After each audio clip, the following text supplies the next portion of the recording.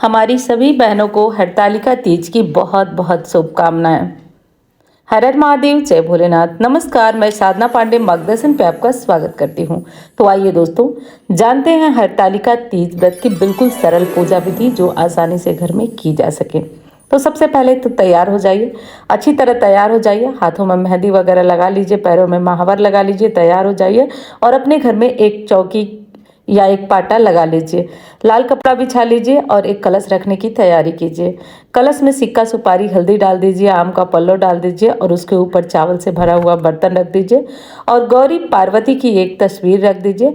और अगर आपके घर में शिवलिंग है तो वो शिवलिंग रख लीजिए या मिट्टी का शिवलिंग भी बनाकर आप रख सकते हैं। इतनी तैयारी कर लीजिए और तैयारी करने के बाद अब आपको करनी है पूजा।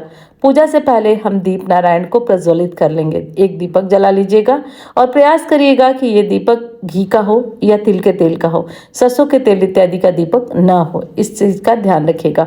और दोस्तों, वीडियो पसंद आ रही है तो एक लाइक करिएगा। आज भगवान करे कि सबका सौभाग्य अखंड रहे, माता पार्वती से यही प्रार्थना करती हूँ। तो वीडियो को लाइक करिएगा, चैनल को सब्सक्राइब भी कर लीजिएगा।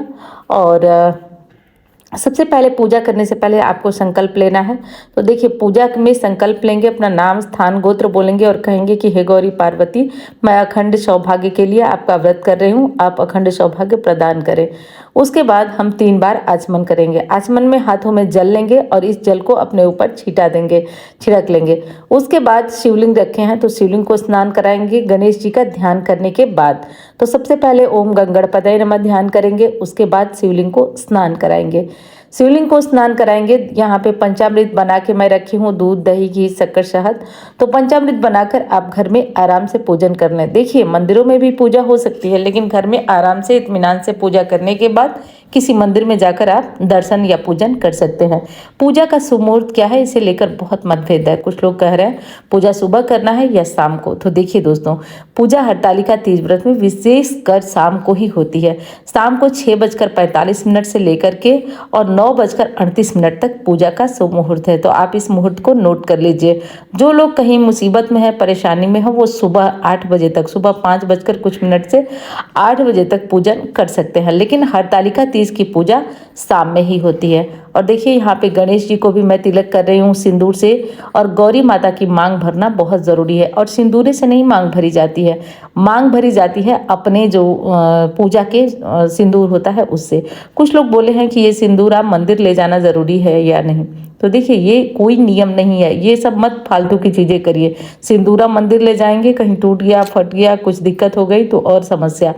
आप घर में ही सिंदूरा से अपनी मांग भर लीजिए और माता गौरी पार्वती जी को सिंदूर जो पूजा वाला होता है वो चढ़ा दीजिए, उससे उनको तिलक कर लीजिए। और यहाँ सुहाग का सामग्री है जो मैं चढ़ा रही हूँ, तो आप भी वो चढ़ा लीजिएगा। इसमें से सब चीज़ें दान कर दीजिएगा और अपने लिए भी कुछ निकाल के रख लीजिएगा।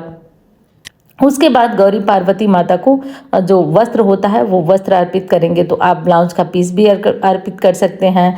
आप साड़ी वगैरह रखे हैं तो वो साड़ी अर्पित कर दीजिए। और ये साड़ी अर्पित करके और जो है दान की जाती है। हो सके तो आप अपने लिए भी रखें, लेकिन इसमें दान का बहुत विशेष महत्व है, तो दान की जाती है। जनेऊ चढ़ा देंगे, धूप, चंदन, अक्षत सब भोलेनाथ को चढ़ाकर आज विशेष कर भोलेनाथ की पूजा होगी और माता गौरी की पूजा होगी। तो ये विशेष तरीके से हम माता गौरी और भोलेनाथ की हम पूजा करेंगे दोस्तों। और देखिए, आज एक बात का और ध्यान रखिए, अगर आपको प्यास बहुत ज़्यादा लगती है, किसी कारण से आपको समस्या है और रात्रि जागरण नहीं कर पाते हैं, तो किसी भी तरह की कोई दिक्कत नहीं है। आप किसी भी तरह से रात को काटने का प्रयास करिए। बाकी प्यास बहुत ज़्यादा लगती है, सारी विधि मैं बता चुकी हूँ कैसे क्या करना है आपको।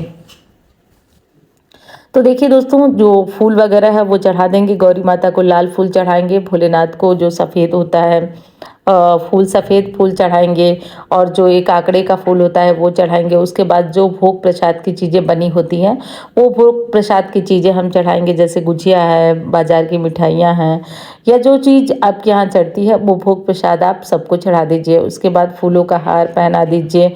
वैसे तो देखिए, हरतालिका तीज व्रत में विशेषकर मंडप वगैरह बनाया जाता है बढ़िया से केले के खंबे का, लेकिन ये सब चीज़ें उपलब्ध हो तो कर लीजिए, नहीं तो फूलों से सजा लीजिए चौकी को और उस तरीके से भी पूजा हो जाती है। अब सुनेंगे हम व्रत कथा। तो हरतालिका तीज व्रत कथा इस चैनल पे अपलोड होगी, तो आप उसे सुनना मत भूलिएगा। हरतालिका तीज व्रत कथा आपको इसी चैनल पर मिल जाएगी। व्रत कथा सुन लीजिए हाथों में फूल लेकर। उसके बाद कथा समाप्त होने के बाद उस फूल को गणेश जी के सामने छोड़ दीजिएगा। गणेश जी के सामने छोड़ने के बाद अब आपकी पूजा पूर्ण हो गई। अब आप आरती करके अपनी जो पूजा में हुई भूल है उसके लिए क्षमा मांग करके आप अपनी पूजा से उठ सकते हैं। ये छोटी सी पूजा विधि थी, लेकिन बिल्कुल संपूर्ण पूजा विधि थी। तो मैं उम्मीद करती हूँ कि ये पूजा विधि आपको पसंद आई होगी। एक बार फिर याद दिला दूँ, पूजा विधि पसंद आए तो लाइक करना भूलिएगा मत। और हाँ, आज भोलेनाथ का और माता गौरी का कमेंट बॉक्स में हर हर महादेव लिखकर जयकारा लगाना भी मत भूलिएगा। मैं मिलती हूँ अन्य वीडियो में। धन्यवाद। हर हर महादेव।